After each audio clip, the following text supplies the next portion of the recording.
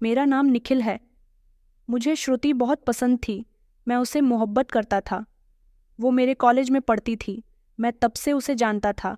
वो जितनी सुंदर थी, उसे कहीं ज़्यादा इंटेलिजेंट और समझदार थी। अब घर में मेरी शादी की बात चलने लगी तो मैंने अपनी मम्मी को श्रुति के बारे में बता दिया था। वह हैरान हुई।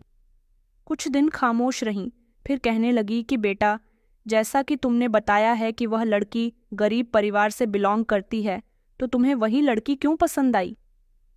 तुम अच्छी नौकरी करते हो, तुम्हें तो बहुत सारे अच्छी लड़कियों के रिश्ते मिल जाएंगे। मैंने कहा, नहीं माँ, लेकिन मेरा दिल तो उस पर आ चुका है। मैं उसी से शादी करूँगा। कुछ दिनों की बहस के बाद मेरे परिवार वाले श्रुति से मेरी शादी करवाने पर राजी हो गए थे। शादी वाली रात जब मैंने श्रुति को पहली बार दुल्हन बने देखा तो ऐसा लगा जैसे मेरी जिंदगी पूरी हो गई है। हमारी शादी धूमधाम से हुई थी। सबने देखा, सबने सुना कि निखिल को श्रुति मिल गई है। शादी के बाद जिंदगी बहुत अच्छी गुजर रही थी। श्रुति मेरे लिए सब कुछ करती थी। मेरे साथ साथ मेरे परिवार का भी ख्याल रखने में कोई कसर नहीं छोड़ती थी। उसने मेरे परिवार में सबका दिल जीत लिया था। वो ज़्यादा बोलती नहीं थी, लेकिन उसकी आंखों में सब कुछ होता था। कभी खुशी, कभी फिक्र, कभी प्रार्थना। वो रोज़ रात को तैयार होकर मेरा इंतज़ार किया करती थी। जब मैं ऑफिस से घर आता था तो मैं उसे देखा करता था। वो मेरे साथ बहुत खुश थी। मेरे साथ साथ वो मेरे पूरे परिवार की लाडली बन गई थी। मेरे भैया भाभी, जो हमारे साथ काफ़ी समय से जॉइंट फैमिली सिस्टम में रह रहे थे, अब भैया ने अपनी कमाई से अपने लिए एक अलग घर बना लिया, तो वो भाभी और बच्चों के साथ नए घर में शिफ्ट हो गए थे। इस घर में अब मेरे माता पिता, मेरे चाचा चाची और हम दोनों पति पत्नी बचे थे। मैं श्रुति को देखकर बहुत खुश हुआ करता था और उससे कहता कि मैं दुनिया का सबसे खुश नसीब इंसान हूँ, तुम जैसी मुझे पत्नी मिली। वो अक्सर छोटी छोटी खुशियों में खुश हो जाया करती थी। मुझे जब भी अपने ऑफिस से सैलरी मिला करती थी, मैं उसके लिए कोई ना कोई गिफ्ट लेकर आया करता था। उसी दौरान मेरे पापा का एक्सीडेंट होने की वजह से उनकी मौत हो गई। मम्मी बहुत उदास थीं, लेकिन श्रुति उनका सहारा बनी और उनका हमेशा ख्याल रखती रही। दिन इसी तरह से गुजरते रहे। रात के समय मैं और श्रुति मम्मी के पास बैठकर खूब ढेर सारी बातें किया करते थे और कमरे में आने के बाद वह मेरा सर और टांगे दबाया करती थी। कहती थी कि आप बहुत मेहनत करते हो, थक जाते होंगे। जब वो तैयार होकर मेरी आंखों के सामने आती तो मेरी नज़र उसके चेहरे से हटती ही नहीं थी। वो बहुत ज़्यादा सुंदर लगती थी। हमारी ज़िंदगी बहुत ही खुशहाल गुजर रही थी, लेकिन मम्मी मुझे अब बहुत सोच में डूबी हुई नज़र आती थी। एक दिन मैं ऑफिस से वापस आया तो मम्मी मेरे इंतज़ार में बैठी हुई थी। श्रुति उनके कमरे में ही थी। मैंने मम्मी का आशीर्वाद लिया, उनके पास बैठ गया। मम्मी ने कहा कि बेटा, तुम दोनों की शादी को साल भर होने वाला है, अब कोई खुशखबरी देनी चाहिए। मैंने बात को इग्नोर किया और कहा कि मम्मी, अभी तो पूरी ज़िंदगी पड़ी हुई है। मम्मी ने चाय का कप रखते हुए कहा कि बेटा, जब गोद भरती है तभी औरत की इज्जत बनती है, जब वो माँ बनती है। मैंने श्रुति की तरफ देखा। वो नज़र झुकाकर अंदर चली गई। मुझे महसूस हुआ जैसे वो उदास हो गई हो। मैं अपनी मम्मी से बहस नहीं करना चाहता था, इसलिए खामोशी से कमरे में चला आया। उस रात हम दोनों इसी बारे में बात कर रहे थे। श्रुति कहने लगी कि आपको क्या लगता है, मम्मी ठीक कहती हैं। मैंने कहा कि तुम मेरी पत्नी हो, मेरी मोहब्बत हो, संतान हो या ना हो, मेरे लिए तुम ही काफ़ी हो।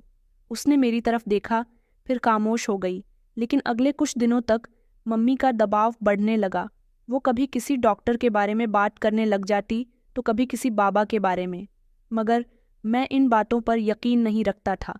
मम्मी एक दिन श्रुति को बाबा के पास ले जाने के लिए कह रही थी तो मैंने कहा कि मम्मी, मैं इन बातों पर विश्वास नहीं करता। मम्मी कहने लगी, लेकिन मैं तो विश्वास करती हूँ, मैं माँ हूँ और एक माँ चाहती है कि उसके बेटे की नस्ल आगे बढ़े। वो खामोशी से श्रुति को बाबा के पास ले जाती थी, ना कुछ कहती ना कुछ पूछती। एक दिन चाची ने माँ को बहुत समझाया और कहा कि श्रुति को किसी बाबा के पास लेकर मत जाओ, हमें ऊपर वाले की मर्जी का इंतज़ार करना चाहिए। यहाँ तक कि चाची ने साफ शब्दों में कह दिया था कि ये हर चीज़ समय पर होती है। भाभी, आपको कोई ज़बरदस्ती नहीं करनी चाहिए, ऊपर वाले की मर्जी का इंतज़ार करना चाहिए। इसलिए मम्मी अब चुप हो गई थीं। मैंने देखा था श्रुति भी चुपके चुपके रोया करती थी। मैंने एक बार श्रुति से कहा कि अगर तुम चाहो तो डॉक्टर के पास जा सकती हो, मैं ये तुम्हारी वजह से कह रहा हूँ। सच तो ये है कि मुझे कोई जल्दी नहीं है, लेकिन हर तरफ से बातें बढ़ती जा रही थीं और मम्मी की ज़ुबान पर भी हमेशा यही रहता था कि बेटा, मेरी आखिरी ख्वाहिश है कि मैं तुम्हारी संतान को देख सकूं। मैं खामोश हो गया क्योंकि जवाब मेरे पास नहीं था। मैं देख रहा था काफ़ी समय से कि श्रुति बहुत परेशान थी, खामोश खामोश से रहती थी। मैंने सोचा कि जब से हमारी शादी हुई है तब से मैं उसे कहीं बाहर लेकर भी नहीं गया हूँ, इसलिए मैं उसे गोवा घुमाने के लिए ले गया था।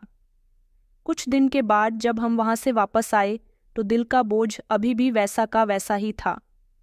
मैंने अपनी पत्नी से वादा किया कि हम एक दूसरे का सहारा हैं, बच्चे हो या ना हो, हम एक दूसरे के लिए काफ़ी हैं।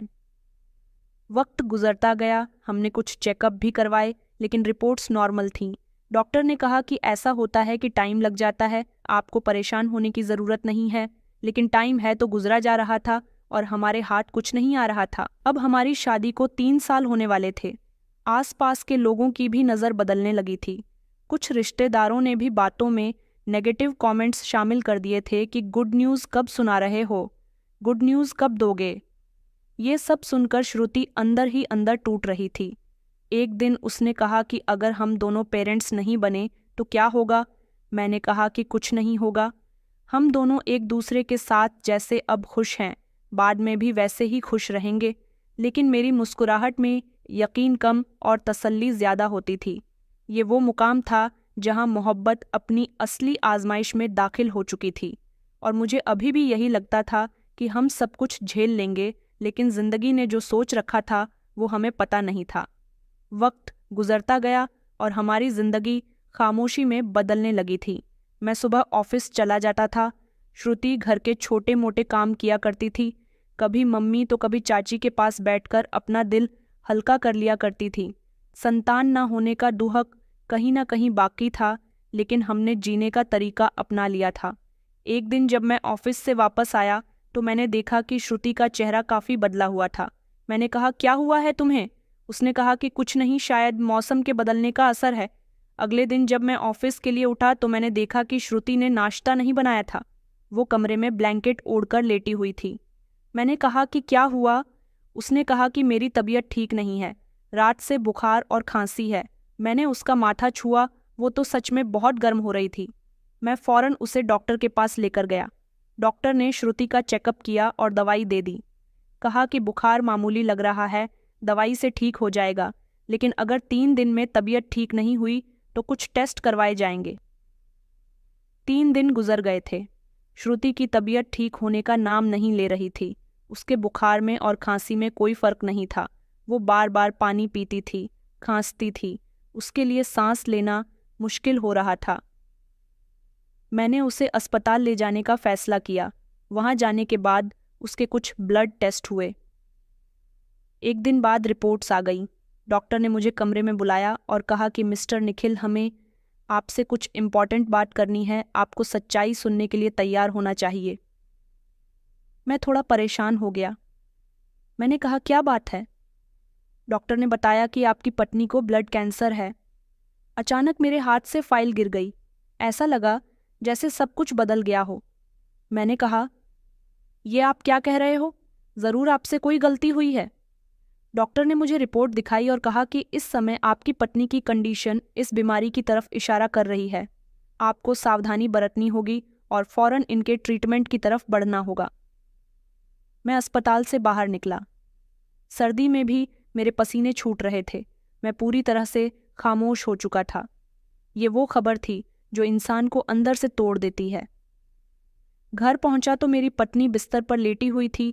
मुझे देखकर कहने लगी कि क्या हुआ, रिपोर्ट्स में क्या आया है? मैंने नज़र चुरा ली और कहा कि कुछ नहीं, बस वायरल बुखार है तुम्हारे लिए, डॉक्टर ने दवाई दे दी है। वो मुस्कुराकर कहने लगी कि अच्छा है। मुझे भी लग रहा था कि कोई बड़ी बात नहीं होगी। मैंने ज़बरदस्ती मुस्कुराकर कहा कि हाँ, तुम आराम करो, सब ठीक हो जाएगा। उसी रात मैंने खुद से वादा किया कि मैं श्रुति को सच नहीं बताऊंगा। वो बहुत कमज़ोर हो चुकी है, उसकी हालत पहले ही बिगड़ी हुई है। अगर पता चलेगा कि वो इतनी बड़ी बीमारी का शिकार है तो दिमागी तौर पर भी टूट जाएगी। मैंने अगले दिन बड़े अस्पताल में अपॉइंटमेंट ली और उसका पूरा चेकअप करवाया। कुछ टेस्ट होने के बाद डॉक्टर ने उसका महंगा इलाज शुरू कर दिया। कीमोथेरेपी और बाकी का इलाज भी। बार बार अस्पताल जाने की वजह से मेरी जिंदगी 2 हिस्सों में बंट गई थी। एक वो समय जो मैं ऑफिस में गुजारता था, दूसरा अस्पताल और मेडिकल और लैब के बीच में गुजरने लगा था। मैं श्रुति से हर बार यही कहता था कि बस थोड़ा इन्फेक्शन है। डॉक्टर ने उसे पूरी तरह से आराम के लिए कहा था। वो मान जाती थी, उसने कभी शक नहीं किया। वो भी मेरे लिए शाम को तैयार होकर दरवाजे पर मेरा इंतज़ार किया करती थी। मेरी कमाई के सारे पैसे श्रुति के इलाज पर लग रहे थे। मैंने अपनी सारी सेविंग्स निकाल ली, दोस्तों से भी उधार ले लिया, कुछ जेवर गिरवी रख दिए और श्रुति को इस बात की खबर भी नहीं होने दी। मगर कुछ बातें छुपी नहीं रहती। एक दिन वो कहने लगी कि मुझे सच सच बताओ, मुझे कोई सीरियस बीमारी तो नहीं है? क्योंकि मैंने अपने शरीर में काफ़ी सारे बदलाव महसूस किए हैं। मैंने बात को पलटने की कोशिश की। कहा कि तुम ज़्यादा सोचती हो, हर बीमारी बड़ी नहीं होती, तुम्हें बस आराम की ज़रूरत है। वो खामोश हो गई, लेकिन मैं जानता था कि अब वो समझने लगी थी। मैंने फैसला कर लिया था कि जब तक हो सके उसका ख्याल रखूंगा, मगर अंदर ही अंदर मैं बिखरता जा रहा था। हर हफ्ते अस्पताल जाना, दवाइयाँ खरीदना, टेस्ट करवाना, फिर रिपोर्ट्स का इंतज़ार और अगली अपॉइंटमेंट का बंदोबस्त। ये एक ऐसा चक्कर था जो ख़त्म होने का नाम नहीं ले रहा था। कुछ वक्त तक हम दोनों ने हिम्मत से हालात का सामना किया। मैं ऑफिस की छुट्टी ले लिया करता था। कभी कभी तो ऐसा भी होता था कि अस्पताल से सीधा ऑफिस चला जाता। थकान से शरीर चूर हो रहा होता था, मगर आराम करने की फुर्सत नहीं थी। घर आता तो मम्मी राशन की लिस्ट थमा दिया करती थी कि बेटा घर का राशन खत्म हो गया। मगर मेरे पास अब पैसे खत्म हो चुके थे। मैंने सोच लिया था कि एक बार को घर में खाने को हो या ना हो, मगर मेरी पत्नी की दवाई बहुत ज़रूरी है। ये बात श्रुति को भी दिखाई दे रही थी कि मैं बहुत परेशान चल रहा हूँ। उसे ये भी पता था कि मेरे पास पैसे नहीं हैं। एक दिन जब मैं ऑफिस जाने के लिए तैयार हो रहा था तो उसने चुपके से मेरी पेंट की जेब में 10,000 रुपये रख दिए थे। मैंने उससे पूछा कि ये कहाँ से आए, तो वो कहने लगी कि मैंने अपनी पुरानी अंगूठी बेच दी। मैंने उसका हाथ थाम लिया और कहा कि तुम ये सब कुछ क्यों कर रही हो? उसने कहा, क्योंकि मुझे जीना है और मैं आपको अकेला नहीं छोड़ सकती। घर में अब भूखा रहने की नौबत आ गई थी। कई दिन ऐसे होते थे कि हम सिर्फ चाय से ही गुजारा कर लिया करते थे। श्रुति बहुत कमज़ोर हो गई थी, लेकिन वो भी कोशिश करती थी कि मेरे सामने मजबूत बनी रहे। एक दिन गैस भी बंद हो गई और बिजली भी काट दी गई। एक दिन चाची ने कहा कि बेटा, तुम कुछ रकम अपने चाचा से ले लो, जब तक तुम पर परेशानी है तब तक। मैंने कहा, चाची, मैं किसी के आगे हाथ फैलाना नहीं चाहता, ऊपर वाला सब ठीक कर देगा। भूख, थकान, बेबसी सब कुछ हमारे घर की दीवारों के बीच बस गया था। साथ ही साथ मुझे अपनी मम्मी का भी काफ़ी ध्यान रखना होता था। 1-2 बार वो भी मेरी नानी के घर जाकर कुछ पैसे मामा जी से उधार लेकर आ गई थीं। ऐसे उन्होंने घर में राशन भर लिया था। दूसरी तरफ मेरे और श्रुति के बीच अपशब्द कम हो चुके थे, लेकिन खामोशी में जो समझबूझ थी वो पहले से ज़्यादा गहरी हो गई थी। मेरे ऑफिस में भी काम पर असर पड़ने लगा था। मेरे बॉस कहते थे कि आपकी परफॉर्मेंस बहुत ख़राब चल रही है। बेहतर होगा कि आप अपनी नौकरी को बचाने के लिए अपनी परफॉर्मेंस को ठीक कीजिए, वरना नौकरी आपके हाथ से जाने में समय नहीं लगेगा। मेरे हालात बहुत मुश्किल हो गए थे। कभी कभी मेरे दिल में सवाल उठता कि क्या मैं इन मुसीबतों से अब निकल पाऊंगा। लेकिन जब मैं अपनी पत्नी की तरफ देखता, जो हर दिन मेरे लिए खड़ी रहती थी, तो खुद से कहता कि जब तक ये साथ है, मैं हार नहीं मानूंगा। मेरी जिंदगी का अभी भी यही रूटीन था, दवाएं, अस्पताल, बिल, कर्ज और घर की परेशानी। उसी दौरान हमारे ऑफिस में एक नई लड़की आई। उसका नाम संजना था।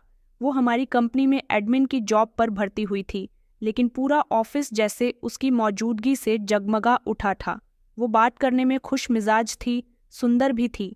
पहली बार जब मैंने उसे कॉन्फ्रेंस रूम में देखा तो ब्लू कलर की जीन्स और वाइट कलर की शर्ट में थी, और मेरी एक सवाल पर मुस्कुराकर कहने लगी कि सर, आपका सवाल तो बहुत ही इंटरेस्टिंग है, लेकिन शायद जवाब आपको बोर कर देगा।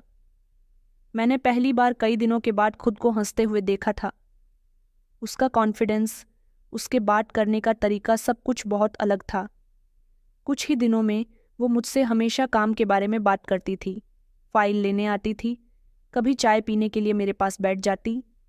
एक दिन कैंटीन में उसने मुझसे पूछा कि सर, आप हमेशा इतना सीरियस क्यों रहते हैं? मैंने कहा, खामोशी वक्त के साथ आदत बन जाती है। उस दिन के बाद जैसे ही सब कुछ बदलने लगा था और मैं संजना की मुस्कुराहट का इंतज़ार करने लगा, वो जब मेरे सामने आती तो जैसे मुझे बहुत अच्छा लगता था। उसकी हंसी मजाक, छोटी छोटी बातों पर छेड़ना और ख़ास तौर पर मेरा ख्याल रखना, ये सब कुछ मेरे दिल को छूने लगा था। श्रुति की दवाइयाँ अभी भी चल रही थीं, लेकिन मैंने अब डॉक्टर के पास जाना कम कर दिया था। पहले हर हफ्ते उसे डॉक्टर के पास ले जाया करता था, लेकिन अब 2-3 हफ्ते गुजर जाते थे। दवाई भी उसे कम क्वांटिटी में मिलने लगी थी। कुछ दवाइयाँ तो पूरे तरीके से रोक दी गईं। वजह ये नहीं थी कि मेरे पास पैसे नहीं थे, बल्कि अब मेरा ध्यान बढ़ चुका था। एक दिन संजना ने पूछा, सर, मैं आपसे कुछ पर्सनल सवाल करना चाहती हूँ, आप बुरा तो नहीं मानेंगे? मैंने कहा कि हाँ पूछो। उसने कहा कि आप मैरिड हैं। मैंने उसे झूठ नहीं बोला। मैंने कह दिया कि हाँ, मैं शादीशुदा हूँ, लेकिन मेरी जिंदगी बहुत सीरियस हो चुकी है। वो खामोश हो गई, फिर कहने लगी, कभी कभी हम किसी को खुश रखने की इतनी कोशिश करते हैं कि खुद को भूल ही जाते हैं। मुझे लगा वो मेरी बात समझ गई है। कई दिनों तक मैं और संजना एक दूसरे से मिलते रहे, ऑफिस में नहीं बल्कि ऑफिस से बाहर भी। कभी मैं उसे शॉपिंग करवाता तो कभी हम दोनों एक साथ डिनर किया करते थे। घर आकर जब मैं अपनी पत्नी को देखता तो वो बिस्तर पर लेटी हुई होती, थकी हुई, खामोश। एक दिन उसने मुझसे पूछा कि आज फिर आप दवाई नहीं लाए? मैंने बेरुखी से कहा कि अब दवाई बहुत महंगी है और तुम्हें कोई ख़ास फ़ायदा भी नहीं हो रहा। वो कुछ देर खामोश रही, फिर धीरे से कहने लगी कि निखिल, मैं जी तो नहीं रही, बस चल रही हूँ। कम से कम मेरे लिए कुछ लम्हे तो आसान कर दो। मैंने पलटकर जवाब दिया कि जिंदगी आसान नहीं है, तुम अकेली नहीं हो जिस पर बीमारी का बोझ है। वह खामोश हो गई, लेकिन उसकी आंखों में आंसू आ गए थे। अब संजना मेरे लिए ज्यादा जरूरी बन चुकी थी। वो मेरे दिन की रोशनी और रात का सुकून थी। मैं अक्सर घर देर से आने लगा था। चाची और माँ मुझसे सवाल करती थी कि इतनी देर से क्यों आते हो, मगर मैं उनको कोई जवाब नहीं देता था। एक दिन तो श्रुति ने भी मुझसे पूछ लिया कि आपका मुझसे मन भर गया। मैंने कहा नहीं। वो कहने लगी कि शायद मैं मर जाऊं तो आपको सुकून मिल जाएगा। मैं जानती हूँ कि आपकी ज़िंदगी बहुत परेशानी की हो गई है। मैंने कहा कि ऐसी बातें मत करो। मैं थोड़ा गुस्से में आ गया। मरना जीना तुम्हारे बस में नहीं है। उसे डांट कर मैं अपने काम में लग गया और बाहर चला गया। मैंने जानबूझकर संजना को फ़ोन मिलाया और उससे कहा, क्या तुम कल रात मेरे साथ डिनर करोगी? उसने खुशी खुशी कहा कि हाँ, ऑफ कोर्स, क्यों नहीं। मैं तुम्हारे साथ थोड़ा टाइम स्पेंड करके खुद को खुशी देना चाहता हूँ। मेरी पत्नी तो मेरी जिम्मेदारी बन गई है, पीछा छोड़ ही नहीं रही। मैंने उसे वो सब कुछ कह दिया जो मेरे दिल में आया, मेरी पत्नी की बीमारी और उसकी खामोशी। मैंने सब कुछ नज़रअंदाज करना सीख लिया था, और जब कोई इंसान मतलबी होने लगता है तो वो धीरे धीरे सब कुछ खोने लग जाता है, जिसकी समझ हमें काफ़ी देर से आती है। और मेरे लिए वो देर बहुत जल्द आने वाली थी, जिसका मुझे आइडिया तक नहीं था। अगले दिन मैं शाम को देर से घर आया। श्रुति दरवाजे के पास बैठी थी। उसका चेहरा कमज़ोर और आंखों के नीचे काले घेरे। शरीर सिर्फ हड्डियों का ढांचा लग रहा था। खांसी से उसका बुरा हाल था। हाथ में एक दवाई की शीशी थी। उसने कहा, निखिल, मेरी दवाई खत्म हो गई। मुझे बहुत बुखार है। मम्मी जी के पास भी पैसे नहीं हैं। चाचा चाची जी घर से बाहर गए हुए हैं। मेरी तबीयत ठीक नहीं है। प्लीज़ मुझे बचा लो। उसने रोते हुए कहा तो मैंने गुस्से से कहा कि रोज़ रोज़ मुझसे दवाइयाँ नहीं खरीदी जाती। तुम्हें तो लगता है कि तुम्हारा कोई इलाज ही नहीं कर रहा। वो खामोश हो गई और उसने नज़र झुका ली। फिर धीरे से कहने लगी कि मैं कोशिश करती हूँ कि तुमसे कुछ नहीं मांगूं, लेकिन मेरा शरीर साथ नहीं दे रहा, तो मैं क्या करूँ? मैंने कहा, तो क्या मैं हर दिन तुम्हें दवाइयाँ ही लाकर देता रहूँ? मेरे लिए कुछ और नहीं है। मुझे बहुत गुस्सा आ रहा था। मैंने अपना सारा गुस्सा उस पर निकाल दिया। वो खामोशी से कमरे में चली गई। रात के समय मैं संजना के साथ डिनर पर जाने के लिए तैयार हो रहा था, लेकिन जैसे ही मेरी नज़र श्रुति पर गई, मैंने कहा कि तुमने कुछ खाया? उसने कहा कि मैं कुछ नहीं खाऊंगी, मुझे भूख नहीं है। मैंने कहा, तुम्हें लगता है यह दिखावा करोगी? भूखी रहोगी तो मुझे एहसास होगा। वो कुछ देर खामोश रही, फिर कहने लगी कि नहीं, बस मुझे भूख ही नहीं है। मैंने घर से निकलकर फौरन संजना को लोकेशन भेजी और श्रुति से कह दिया कि मैं ऑफिस मीटिंग के लिए जा रहा हूँ, मुझे देर हो सकती है। उसने कुछ नहीं कहा, लेकिन उसकी कंडीशन बहुत खराब हो चुकी थी। वो बुखार में जल रही थी और सांस लेते हुए हाँफ रही थी। मैंने जाने से पहले उसे पानी दिया तो उसने नहीं पिया, बस इतना कहने लगी कि निखिल प्लीज़ मुझे डॉक्टर के पास ले चलो। मैंने कहा कि मेरे पास टाइम नहीं है, कल चलेंगे, आज बर्दाश्त कर लो। वो खामोश हो गई और मैं कमरे से बाहर निकल आया। संजना के साथ मेरी नज़दीकियां बहुत बढ़ चुकी थीं। डिनर करने के बाद संजना ने कहा कि मुझे तुम्हारा घर देखना है। मैंने कहा कि ठीक है। उस समय रात के 2 बज रहे थे। मैं जानता था कि मम्मी अपने कमरे में होती है। श्रुति तो वैसे भी बीमार पड़ी हुई है, उसे कुछ नहीं पता। चाचा चाची घर से बाहर अपने रिश्तेदारों में गए हुए हैं। मैं संजना को लेकर घर आ गया था और अपने घर के खाली कमरे में चला गया। वहां हम दोनों ने काफ़ी समय बिताया। उस रात मेरी संजना मेरी बाहों में थी। संजना ने कहा कि तुम्हारी पत्नी है घर के अंदर। मैंने कहा कि हाँ, बस है। उसका और मेरा रिश्ता बस मामूली है, दिल से अब वो कुछ भी नहीं है। मुझे डर लगता है। इतना कहकर मैं खामोश हो गया। संजना हंसने लगी कि किस बात से डर लगता है, कहीं तुम्हारी पत्नी को हमारे बारे में पता न चल जाए। इस बात से मैंने कहा, अगर उसे हम दोनों के बारे में पता चल गया तो वो न जाने कब की मर जाती। अब जब तक चाचा चाची घर से बाहर रहे तब तक बार बार संजना रात के समय हमारे घर मेरे साथ आ जाती थी। इन दिनों मैं बहुत बदल चुका था। ऑफिस में संजना, घर में खामोशी और बीच में एक बीमार औरत जो बिस्तर से लग चुकी थी। एक दिन मैंने ऑफिस से छुट्टी ली, लेकिन घर जाने के बजाय मैं संजना को आउटिंग पर लेकर चला गया था। वापस आकर जब मैं अपने कमरे में दाखिल हुआ तो श्रुति का शरीर बेजान लग रहा था। उसके सांस लेने की साफ आवाज़ आ रही थी। मैंने उसे पानी पिलाया तो वो कहने लगी कि निखिल मुझे डॉक्टर के पास लेकर चलो। मुझे ऐसा लग रहा है जैसे मेरे साथ कुछ बुरा होने वाला है। मैंने अपना मोबाइल देखा जिसकी बैटरी खत्म हो चुकी थी। मैंने कहा, मैं अभी नहीं जा सकता, मेरा मोबाइल चार्ज होने दो। उसने मेरा हाथ पकड़ लिया कि निखिल बस थोड़ी देर के लिए ले चलो, मेरी तबीयत ठीक नहीं है। मैंने कहा, श्रुति तुम समझते क्यों नहीं हो? तुम्हारा इलाज बहुत महंगा है और फायदा कुछ भी नहीं। तुम्हें अब खुद ही समझ लेना चाहिए। वो खामोश हो गई, बस उसकी आंखों से आंसू निकल रहे थे। उसने कहा, तो अब मुझे कभी दवाई नहीं मिलेंगे। मैंने कहा, नहीं, मैं थक चुका हूं तुम्हारा इलाज कराते कराते। मैं कमरे से बाहर निकल गया और वो अपना चेहरा छुपाकर लेट गई। दोपहर के समय मेरी मम्मी ने मुझे बताया था कि बेटा, तुम्हारी पत्नी की तबीयत ठीक नहीं है। तुम तो सोते रहे, लेकिन सारी रात उसे नींद नहीं आई, वो सिर्फ तुम्हें देखती रही। मैंने झुंझलाकर कहा, तो क्या मैं अब सारा समय उसके साथ बैठा रहा हूँ? मेरे पास और काम भी होते हैं। मम्मी कुछ देर खामोश रहीं, फिर कहने लगी कि तुमने उसके साथ मोहब्बत की थी या एहसान? मेरे पास उनके सवाल का कोई जवाब नहीं था। श्रुति अब बिस्तर से भी उठ नहीं पाती थी। एक दिन मैंने कहा कि तुमने ये अपनी क्या हालत बना ली है? तुम्हें देखकर ऐसा लगता है जैसे तुम दुनिया की सबसे परेशान औरत हो। उसने कहा कि मैंने आपसे कभी कुछ नहीं मांगा, मैं सिर्फ जीना चाहती हूँ आपके साथ। उस समय मैंने खामोश रहना ही बेहतर समझा। मैं दिल में सोचने लगा कि काश ये सब खत्म हो जाए, और शायद मेरे इसी ख्याल को ऊपर वाले ने सुन लिया था, क्योंकि आगे जो हुआ वो मेरी सोच से भी बढ़कर था। उस सुबह मैंने नाश्ता नहीं किया था।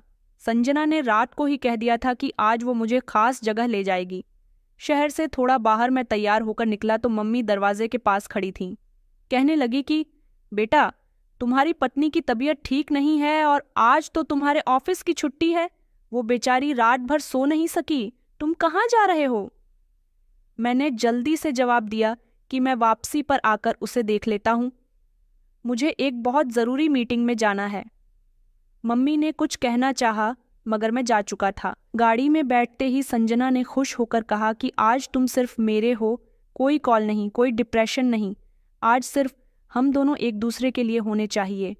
हमने शहर से बाहर एक खूबसूरत जगह पर टाइम स्पेंड किया, रेस्टोरेंट में खाना खाया, फ़ोटोज़ लिए और वही फ़ोटोज़ संजना ने सोशल मीडिया पर अपलोड कर दिए। मैं तो सब कुछ भूल चुका था, यहाँ तक कि उस घर को भी जहाँ मेरी बीमार पत्नी अपनी कमज़ोर सांस ले रही थी। शाम को वापस आते समय संजना ने मेरा हाथ पकड़कर कहा, तुम्हारे साथ वक्त गुजारकर ऐसा लगता है जैसे सब कुछ ठीक हो सकता है। मैंने मुस्कुराकर कहा कि मैं भी यही चाहता हूँ कि हर समय तुम्हारे साथ रहूं। उसके बाद हम अपने शहर पहुंचे तो मैंने अपना मोबाइल देखा तो उसमें चाचा, चाची और मम्मी की बहुत सारी कॉल्स थीं। मैसेज भी था कि निखिल जल्दी घर आ जाओ, श्रुति की तबीयत बहुत खराब हो गई है। मैंने संजना को उसके घर ड्रॉप किया और खुद जल्दी से गाड़ी लेकर अपने घर की तरफ रवाना हो गया। दिमाग में एक सवाल बार बार था कि क्या श्रुति की जिंदगी खत्म हो जाएगी। घर पहुंचा तो दरवाज़ा पहले से ही खुला हुआ था। घर में बहुत सारे लोग थे, गहरी खामोशी छाई हुई थी। मम्मी और चाचा, चाची बहुत गमगीन नजर आ रहे थे। मम्मी की नज़र जैसे ही मुझ पर पड़ी, उन्होंने कहा कि बेटा, तुमने आने में बहुत देर कर दी। श्रुति अब इस दुनिया में नहीं रही। ये सुनते ही जैसे एक पलकों में शौक रह गया था। मेरे अंदर कुछ टूटा नहीं था, न कोई अफसोस हुआ। आंखों में थोड़े से आंसू आए, लेकिन मैं बैठ गया। चाची ने हैरानी से मेरी तरफ देखा क्योंकि मैं सोफे पर बैठकर पानी पी रहा था। उन्होंने कहा कि निखिल बेटा, तुम्हें अफसोस नहीं हुआ? तुमसे इतनी मोहब्बत करने वाली पत्नी इस दुनिया को छोड़कर चली गई है। मैंने कहा, चाची, दुख किस बात का करना, वो तो पहले ही खत्म हो चुकी थी, सिर्फ सांसें बाकी थीं। श्रुति की लाश घर के बिल्कुल बीच में रखी हुई थी। चाची आगे कुछ नहीं बोली, खामोश हो गई। थोड़ी देर बाद चाचा जी आए और कहने लगे कि अंतिम संस्कार की क्या तैयारी है। मैंने कंधा उचकाकर कहा कि मुझे कुछ नहीं पता, आप लोग ले जाइए, उसका अंतिम संस्कार कर दीजिए। मैं बहुत थक गया हूँ, मैं भी थोड़ी देर में आता हूँ। कपड़े बदलकर चाचा जी ने कहा कि क्या मतलब है तुम्हारा, तुम्हारी पत्नी की लाश घर में छोड़कर? तुम आराम से बाहर घूम रहे थे, तुम्हें कितने फ़ोन किए और दिन के समय भी तुम्हें बताया गया था कि श्रुति की तबीयत ठीक नहीं है, फिर भी तुम उसे छोड़कर चले गए और अब कहते हो कि बाद में आओगे। मैंने कहा, चाचा जी, मैं मजबूर था। मुझे नहीं पता था कि उसकी मौत हो जाएगी, वैसे भी मुझे कोई फर्क नहीं पड़ता। मुझे तो पता था कि एक ना एक दिन उसकी जान जानी है, क्योंकि मैं उसकी बीमारी के बारे में बहुत अच्छे से जानता था। ये सुनकर घर के सब लोग हैरान रह गए। मेरी आंखों में गुस्सा था। मम्मी ने कहा कि बेटा, तुम सिर्फ पति नहीं थे, उसकी तुम पर जिम्मेदारी थी। अगर तुम्हें पता था तो तुमने उसका इलाज क्यों नहीं करवाया? तुम्हें उसको बचाने की कोशिश तो करनी चाहिए थी, लेकिन तुमने तो इंसानियत भी छोड़ दी। मैंने नजरें चुरा लीं। चाचा जी ने कहा कि अब बातें करने का समय नहीं है। वो मोहल्ले के कुछ लोगों के साथ मिलकर श्रुति का अंतिम संस्कार करने के लिए चले गए थे। मेरे दिल में एक अजीब सा सुकून था। श्रुति की अंतिम विदाई में मैं शामिल हो गया था। जब सब लोग घर आए तो मम्मी कहने लगी कि बेटा, श्रुति ने सब कुछ बर्दाश्त किया, तुमने उसका हक तक नहीं निभाया। अंतिम समय में तो तुम उसका हक निभा सकते थे। मैं खामोश रहा, फिर अपने कमरे में आ गया। मैंने मोबाइल निकाला और संजना को फ़ोन करके बताया कि श्रुति इस दुनिया में नहीं रही। उसने कहा कि क्या तुम्हें अपनी पत्नी के मरने का अफसोस है? मैंने कहा कि नहीं, बल्कि मेरे दिल से तो एक बहुत बड़ा बोझ हल्का हो गया। अब हम दोनों अपनी ज़िंदगी की नई शुरुआत करेंगे। उसने कहा कि चलो तो फिर इसी खुशी में पार्टी करते हैं। उसने मुझे अपने फ्लैट में बुला लिया और सारी रात हम दोनों ने एक साथ वक्त गुजारा था। मेरे दिल में न जाने किस बात की खामोशी थी। ऐसा लग रहा था जैसे मेरे दिल की दीवारें चीख रही हैं। उसकी वो आखिरी रिक्वेस्ट, मुझे डॉक्टर के पास ले जाओ, सब कुछ मुझे याद आया, लेकिन मैंने उसे अपने दिमाग से निकाल दिया। कुछ दिनों के बाद मैंने संजना से शादी कर ली। ये शादी धूमधाम से नहीं थी। घर वालों से बात करने की मेरे अंदर कोई हिम्मत नहीं थी, इसलिए मैं संजना के साथ उसके फ्लैट में रहने लगा। शादी के शुरू के दिनों में सब कुछ अच्छा और खुशगवार महसूस हो रहा था। हम शहर के बाहर घूमने गए, महंगे होटल में रुके, शॉपिंग की, मस्ती की। संजना हर दिन नए कपड़े और ज्वेलरी पहनकर अपने फ़ोटो सोशल मीडिया पर डालती थी। हमेशा उसे यही बातें सूझती रहती थीं। निखिल, मेरे लिए ये वाला ब्रांडेड बैग ला दो, मेरी सारी दोस्तों के पास है। मैंने उससे कहा कि तुम कुछ दिन रुक जाओ, ला दूंगा। अभी मेरे पास पैसे नहीं हैं। उसने कहा कि तुमने वादा किया था कि तुम मेरी सारी ख्वाहिशें पूरी करोगे, अब पैसों की बात कर रहे हो। मैं खामोश हो गया। कुछ दिनों के बाद मैंने उसकी पसंद का सामान उसे दिलवा दिया था, लेकिन उसे तो बार बार शॉपिंग करने का शौक था। बस वो यही चाहती थी कि मैं उसे लेकर घूमता फिरता रहूं, महंगे होटल में खाना खिलाता रहूं और शॉपिंग करवाता रहूं। मेरे क्रेडिट कार्ड्स की लिमिट भी अब खत्म होने लगी थी। ऑफिस में भी अब वही पुरानी प्रॉब्लम शुरू हो गई थी, वक्त की कमी। एक दिन ऑफिस से वापस आया तो संजना सोफे पर बैठी थी। सामने ब्यूटी पार्लर का बिल रखा था जो कि बहुत महंगा था। मैंने संजना से कहा कि ये क्या है? उसने कहा कि दिखाई नहीं दे रहा, ब्यूटी पार्लर का बिल है। मैंने कहा कि तुम इतना खर्च क्यों करती हो? तो वो कहने लगी कि तुम्हें क्यों इतनी परेशानी हो रही है। मैंने कहा कि इतने पैसे कहाँ से आएंगे? उसने कहा तुम आखिर मुझे क्या समझते हो कि मैं वो पत्नी बन जाऊं जो खामोशी से बिस्तर पर पड़ी रहे, सिसकती रहे। मैं उसकी बात सुनकर 1 मिनट के लिए खामोश रह गया। उसने जानबूझकर यह बात कही थी। वो मुझे अब ताने देने लगी थी। एक दिन मैं नींद से घबराकर उठा। मेरा पूरा शरीर पसीने में भीगा हुआ था। मैंने सपने में श्रुति को देखा था, जो बार बार कह रही थी कि मुझे डॉक्टर के पास ले चलो। मैंने पानी पी और खुद को तसल्ली दी कि ये सपना था। अगले दिन ऑफिस में काम पर ध्यान भी नहीं दे पाया। मीटिंग में बॉस ने कहा कि निखिल तुम्हारा काम दिन ब दिन खराब होता जा रहा है। मैंने कहा कि सर, आई एम सॉरी, मैं आगे से ध्यान रखूंगा, आगे कोई ऐसी गलती नहीं होगी। घर आया तो संजना एक नई डिज़ाइनर ड्रेस में तैयार बैठी थी। कहने लगी कि चलो आज एक नया रेस्टोरेंट खुला है, वहाँ चलते हैं। मैंने कहा कि मेरी तबीयत ठीक नहीं है, मुझे थोड़ा आराम करना है, तो उसने इसी बात का झगड़ा करना शुरू कर दिया। वो गुस्से में अकेली ही दरवाज़ा बंद करके निकल गई। मुझे श्रुति की याद आने लगी। वो कभी मेरे बर्ताव पर नाराज़ नहीं हुई थी, कभी उसने मुझसे कुछ नहीं मांगा था, और आज एक ऐसी औरत मेरे सामने थी जो सिर्फ लेना जानती थी। मैंने फ़ोन उठाया, गैलरी खोली और श्रुति और अपनी तस्वीर देखने लगा। वो मेरे साथ कितनी खुश रहती थी। वो सब कुछ मुझे बहुत मामूली सा लगता था, लेकिन आज वही सब कुछ मुझे कीमती लग रहा था। मैंने संजना को मनाने के लिए एक महंगा मोबाइल खरीदा। रात को जब वो घर आई तो मैं उसे मोबाइल गिफ्ट करने के लिए कमरे में जा रहा था, जब वो किसी से फ़ोन पर ज़ोर ज़ोर से बात कर रही थी। नहीं यार, मुझे पुरानी ज़िंदगी नहीं चाहिए, समझा करो। अभी तो मैं बड़ी स्पेशल ज़िंदगी गुजारना चाहती हूँ। मैंने धीरे से दरवाज़ा बंद कर दिया, उसे फ़ोन पर बात करने दी। अगले दिन मैंने अपना बैंक अकाउंट चेक किया तो मेरा बैंक बैलेंस लगभग ख़त्म हो चुका था। मैंने हिसाब लगाया कि पिछले 3 महीने में जितना खर्च हुआ था उसमें आधी सैलरी से ज़्यादा संजना के मेकअप, शॉपिंग और ड्रेसेस पर लगी थी। कुछ दिनों बाद मुझे लंदन से जॉब का ऑफ़र आया। वैसे भी यहाँ मेरी पोजीशन खाली हो रही थी। उन्होंने कहा कि हमें आपकी ज़रूरत है, आपके लिए एक पोजीशन खाली है। मेरे दिल में उम्मीद जाग गई। मैंने सोचा कि शायद लंदन जाने के बाद सब कुछ ठीक हो जाएगा। लंदन जाने वाली बात संजना को पता चली तो उसे किसी चीज़ की फिक्र नहीं हुई। बस उसे अपने कपड़े और जूतों की फिक्र हुई कि वहाँ जाकर तुम मेरे लिए ब्रांडेड कपड़े और जूते लाना मत भूलना। मैं अंदर ही अंदर बहुत परेशान था, लेकिन उसे मेरी परेशानी के बारे में कुछ पता ही नहीं चला। उसे तो सिर्फ अपने शौक पूरे करने आते थे। मेरे फाइनेंशियल हालात बिगड़ चुके थे। क्रेडिट कार्ड हद से ज़्यादा ख़त्म हो चुका था और ऑफिस से आखिरी वार्निंग मिल चुकी थी। मैंने बिना सोचे समझे लंदन जाने का फ़ैसला कर लिया। कुछ हफ्तों में डॉक्यूमेंट्स भी कंप्लीट हो गए। संजना के हाथ में जब वीज़ा आया तो उसकी खुशी के ठिकाने नहीं थे।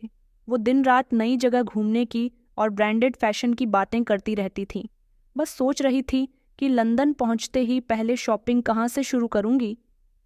मैंने कहा कि एक बार मुझे वहां जाकर काम तो शुरू करने दो, शॉपिंग तो सारी जिंदगी होती रहेंगी। उसने कहा कि तुम्हें क्या लगता है कि लंदन जाने के बाद क्या होगा? मैं सबको दिखाऊंगी कि मैं कितनी स्टाइलिश हूँ। मैं कोई बहस करना नहीं चाहता था। हम फ्लाइट से लंदन पहुंच चुके थे, लेकिन थकान से ज़्यादा दिमाग में ऑफिस के पहले दिन की फिक्र थी। ये नई शुरुआत थी और संजना खुशी से फूली नहीं समा रही थी। उसका कहना था कि यही तो ज़िंदगी होती है। निखिल अगले दिन मैं ऑफिस पहुंचा तो खूबसूरत शीशे से सजी हुई इमारत का नज़ारा देखकर हैरान रह गया। एक खूबसूरत लड़की ने मेरा स्वागत किया और कहा कि सर, आपकी मीटिंग हमारे सीईओ के साथ है, वो उस पर आपका मीटिंग रूम में वेट कर रही हैं। मैं लिफ्ट से ऊपर चला गया। मुझे एक अजीब सा एहसास हो रहा था। मैंने जल्दी से अपनी जैकेट को ठीक किया, दरवाज़ा खुला और वेटिंग रूम में दाखिल हुआ। एक लम्हे के लिए मेरे कदम रुक गए। मेरे सामने जो औरत खड़ी हुई थी वो पलटकर मेरी तरफ देख रही थी। वो बिल्कुल श्रुति के जैसी थी, लंबे बाल, वही आंखें, वही चेहरा। मैं हैरान रह गया। मैंने सोचा कि ये कैसे हो सकता है। उसने कहा कि welcome to London mister Nikhil Malhotra. मैंने हाथ मिलाया और कहा कि मुझे ऐसा लगता है कि मैंने आपको कहीं देखा है। उसने कहा कि लोग मुझे पहली बार देखते हैं तो यही कहते हैं। कोई बात नहीं, आप बैठिए। मैंने कहा कि आपका नाम? उसने कहा कि मेरा नाम तो आपको ईमेल में बता दिया गया होगा। श्रुति सिंघानिया। ये नाम, ये चेहरा, मेरी कुछ समझ नहीं आ रहा था। मेरा दिल धड़क रहा था। ऐसा कैसे पॉसिबल हो सकता है? श्रुति तो मर चुकी है। मैंने खुद उसकी लाश को देखा था। घर के सब लोगों ने उसका अंतिम संस्कार किया था। मीटिंग खत्म हुई तो उसने कहा कि हमें उम्मीद है आप हमारी कंपनी के माहौल में जल्द ही ढल जाएंगे। मैं जैसे ही संजना से मिला, बहुत खोया खोया था। उसने कहा कि क्या हुआ, इस सीईओ ने तुम पर जादू कर दिया है क्या? मैंने गुस्से में कहा कि चुप रहो, तो वो खामोश हो गई। मगर मेरे दिमाग में एक तूफान जारी था कि क्या सच में वो श्रुति है? ये इत्तेफाक नहीं, कुछ और है जो छुपा हुआ है, और अब मैं उसकी तह तक पहुंचे बिना सुकून से नहीं बैठ सकता था। अगर वो श्रुति है तो फिर कैसे जिंदा है? अगर नहीं तो इतनी अमीर और यहाँ पर क्या कर रही है? उसका तो नाम भी वही है। अगले दिन मैं ऑफिस गया तो रिसेप्शन पर लड़की ने मुझे बताया कि सर, आपकी श्रुति मैम अपने कैबिन में इंतज़ार कर रही हैं। मैं अंदर दाखिल हुआ तो वो मेज़ के पीछे खड़ी हुई थी। जीन्स टॉप में बहुत सुंदर लग रही थी। उसने मेरी तरफ नज़र उठाकर देखा, कहने लगी कि गुड मॉर्निंग मिस्टर निखिल। उसने कहा कि बैठिए, तो मैं खामोशी से बैठ गया। उसने बताया कि मैंने आपकी फ़ाइल चेक की है और हमें अफसोस है कि आपकी पुरानी कंपनी से कुछ रिपोर्ट हमारे सामने आई है जिसमें आपके लेन देन बहुत अजीब पाए गए हैं। मैं हैरान रह गया। मैंने कहा कि आप मुझ पर इल्ज़ाम लगा रही हैं। उसने कहा कि आपने कंपनी के पर्सनल फंड्स खुद खर्च किए और कुछ गैर कानूनी तरीके से उन्हें मंजूर भी करवाया। मैंने कांपते हुए शब्दों में कहा कि ये सब झूठ है, ये कोई साजिश हो सकती है। उसने कहा कि हमारी पॉलिसी के मुताबिक हम ऐसे किसी वर्कर को अपने यहाँ नौकरी नहीं दे सकते। मैंने कहा कि आप ही मेरी पर्सनल पुरानी बातों की वजह से तो नहीं कर रही हैं। वो हंसते हुए कहने लगी कि भला मुझे आपकी पर्सनल जिंदगी से क्या मतलब होगा? यहाँ पर्सनल नहीं, मैं प्रोफेशनल फैसला लेती हूँ। तभी कैबिन के अंदर एक लंबे कद वाला, महंगे कपड़े पहना हुआ गोरे रंग का लड़का दाखिल हुआ, जो उसके बराबर में जाकर खड़ा हो गया। उसने कहा कि mister Nikhil, meet my fiancé mister Ajay. कुछ ही दिनों बाद हम दोनों की शादी होने वाली है। ये बहुत अच्छा इंसान है। जब मैं बहुत परेशान थी और जब किसी ने मेरा साथ नहीं दिया तो ये आगे बढ़े और इन्होंने मेरा साथ दिया। मैंने हैरान होकर उसे देखा। मेरी सांस उखड़ने लगी। मैंने कहा कि आप श्रुति हैं।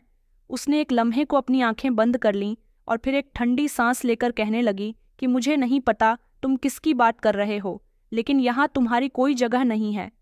मैं लड़खड़ाते हुए बाहर निकल गया था। मेरे दिल की धड़कन बेकाबू हो रही थी। मैं सड़क के किनारे खड़ा इधर उधर देख रहा था। मेरे कानों में सिर्फ उसकी आवाज़ गूंज रही थी। मैंने अपना मोबाइल निकाला और चाचा जी को फ़ोन मिलाया। चाचा जी कहने लगे कि क्या हुआ बेटा, आज अपने चाचा की याद तुम्हें कैसे आ गई? मैंने कहा कि मुझे आपसे कुछ ज़रूरी बात करनी है। क्या श्रुति सच में मर गई है? दूसरी तरफ खामोशी हो गई। उन्होंने कहा कि ये कैसा सवाल है? मैंने कहा चाचा जी, झूठ बोलने की ज़रूरत नहीं है। मैं जानता हूँ कि उसे किसी ने बचाया था।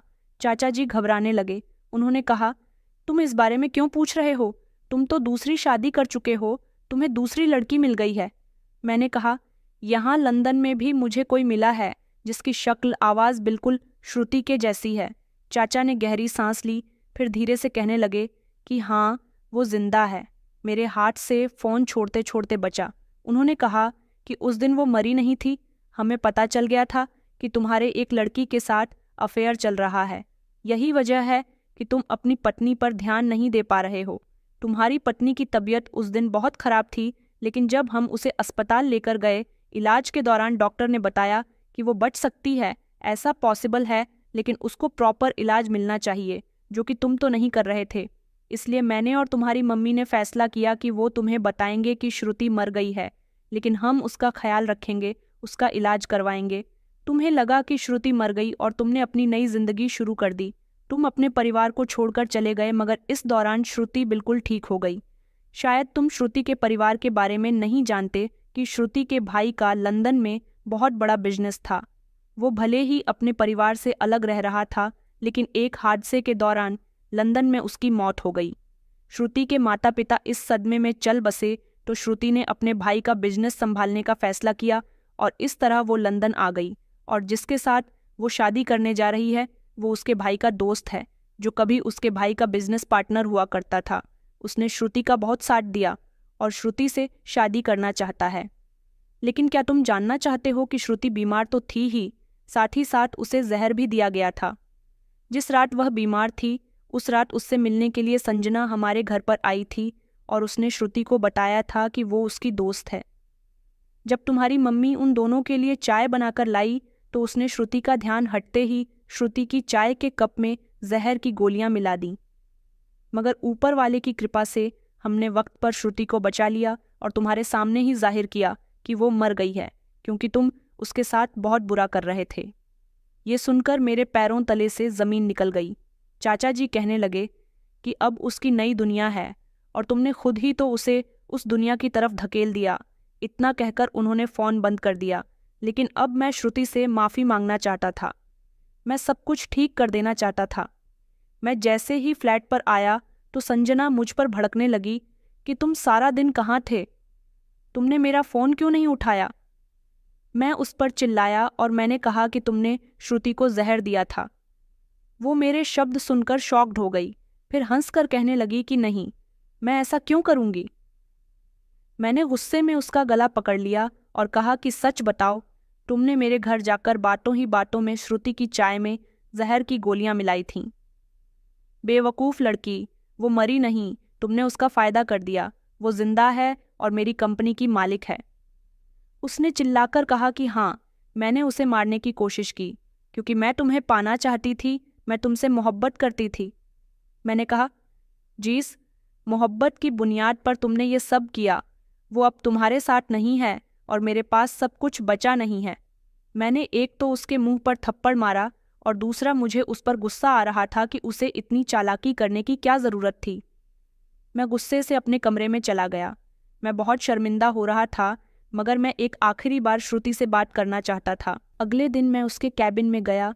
वो कुर्सी पर बैठी हुई थी और उसके ही बराबर में उसका होने वाला पति अजय भी था। उसने मुझे देखा।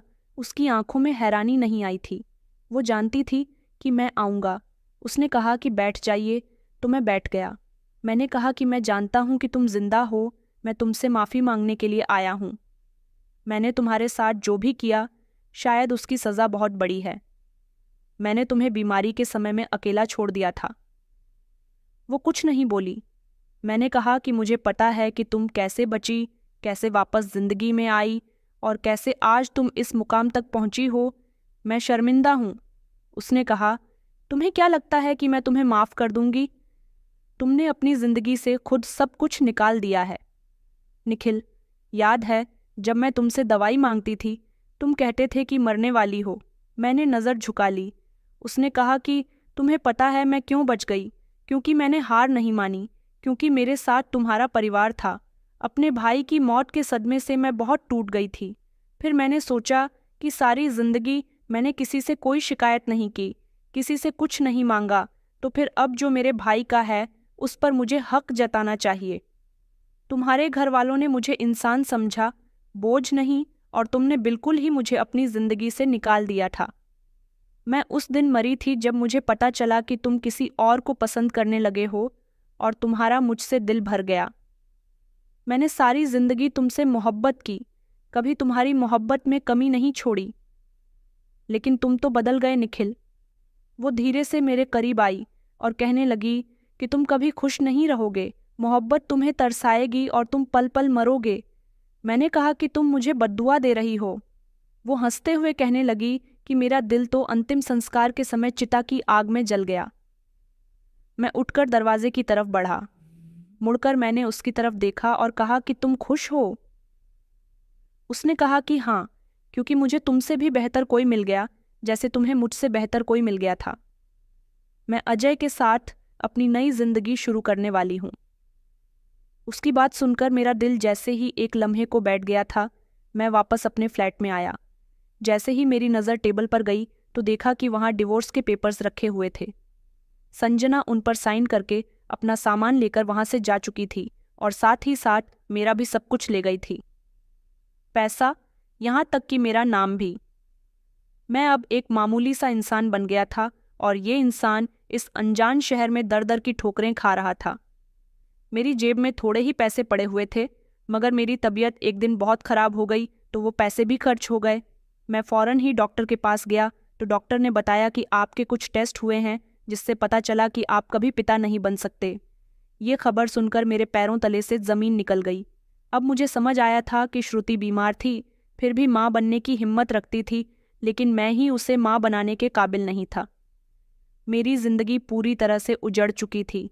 मैं जैसे तैसे वापस अपने घर आया, अपनी मम्मी से और अपने घर के सब लोगों से हाथ जोड़कर माफ़ी मांगी, लेकिन अब माफ़ी मांगने से कुछ नहीं हो सकता था। मैंने खुद को पूरी तरह से बर्बाद कर लिया था और अब मेरी ज़िंदगी से सारी खुशियाँ रूठ गई हैं। मेरी मम्मी और कोई भी मुझे अपने साथ रखने के लिए तैयार नहीं है। मैं अकेला हूँ और इधर उधर भटकता रहता हूँ। शायद यही मेरे पापों की सज़ा है कि कोई मेरे दुख तकलीफ को समझने वाला नहीं है, कोई मुझे अपना मानने वाला नहीं है। तो दोस्तों, कहानी कैसी लगी कमेंट में ज़रूर बताएं। वीडियो अच्छी लगी तो इसे लाइक करें और हमारे चैनल को सब्सक्राइब करना ना भूलें। धन्यवाद।